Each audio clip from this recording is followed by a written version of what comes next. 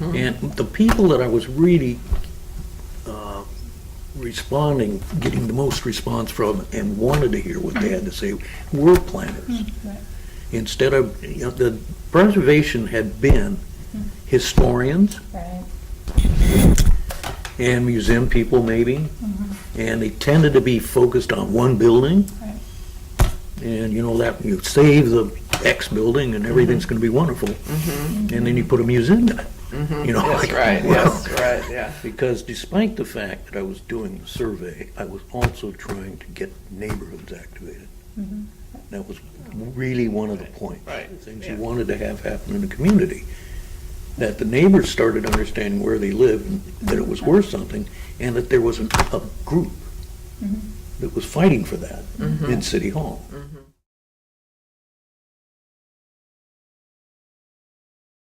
Because, in Southern California, you had nothing, no group. Right. You had, friends ofs, That's right.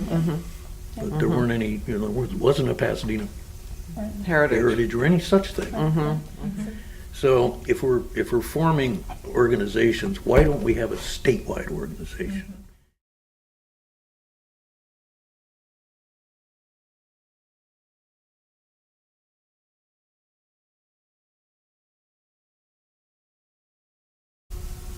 I talked to her and I said, is anybody up there doing anything about organizing a statewide?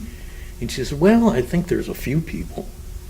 And she said, you ought to come to this housing conference up there.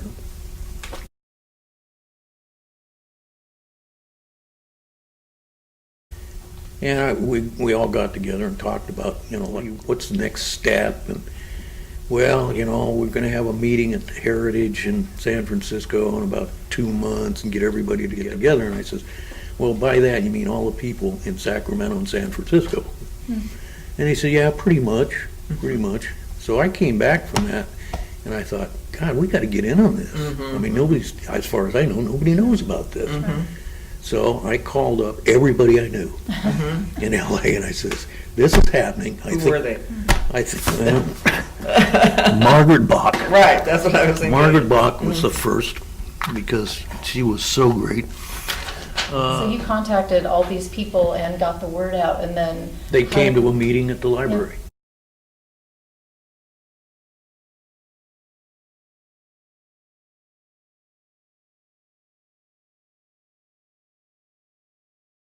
People, and he says, okay, now it's time, now what do we do? Now we gotta put something together. So John, and this was, I don't know, to me it was hilarious.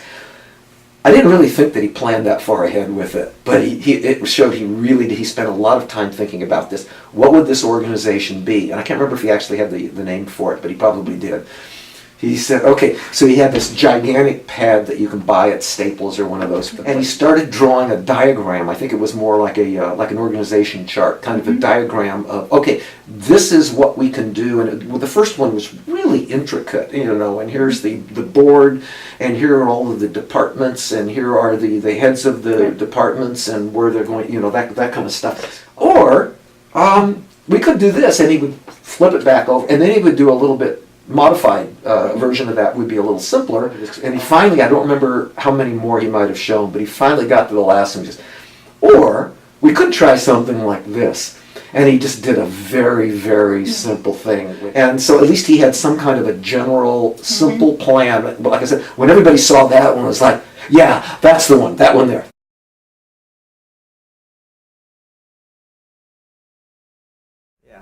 And CPA was to be a lobbying group, and that was all. So we were a 501c4, which meant we couldn't be tax exempt. And at some point, I said, what we really need is we need a vehicle. We need a newsletter.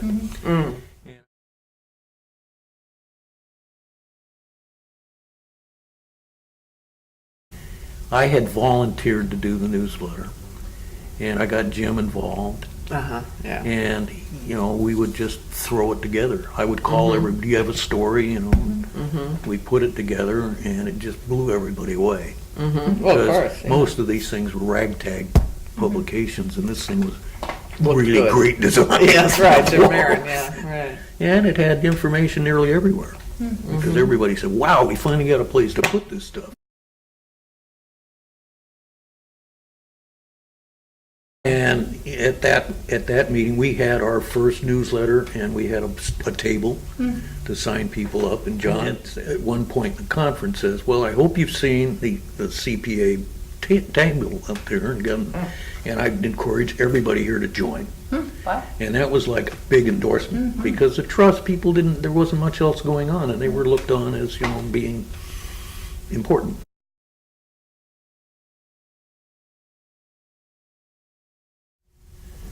And we got together, everybody had been talking about this ever since CPA had been founded, that we had cut off our funding. And we created CPF as a 501c3, which was tax exempt. And we threw everything into CPF as the organization who did outreach and educational programs and things like that. And CPA was there when we needed it. But, it continued to grow.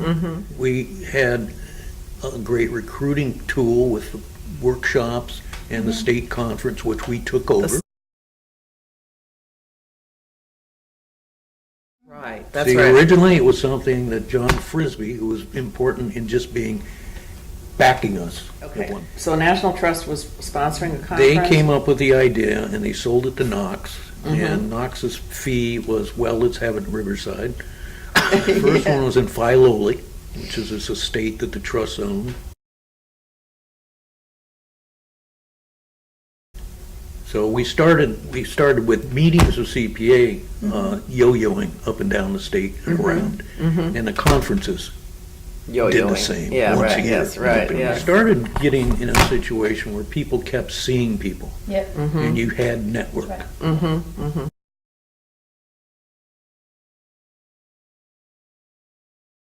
So the CPF outfit kind of rumbled around for, it would have been about 5 years, without really doing much, because you just had to have somebody in charge. Right. When they decided to do that, I applied for the job and got it.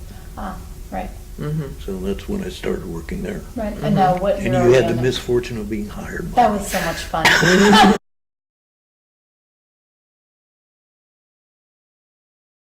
Money, so the first few years it was operating out of my back room, and people would be very annoyed. They'd call me up. Wayne Donaldson, who was president there for a while before we finally got the building in Oakland, would call me up, and I'd be talking to him. I said, "Wait a second, I have to stand up." And out in the back, my rabbit was eating the lettuce. I said, "Buddy, get out of there!" And Wayne would say, "What the hell is that all about?" But that wasn't the best place to have an office. But anyway, that's a whole nother story with CPF. But I don't want this previous history to disappear.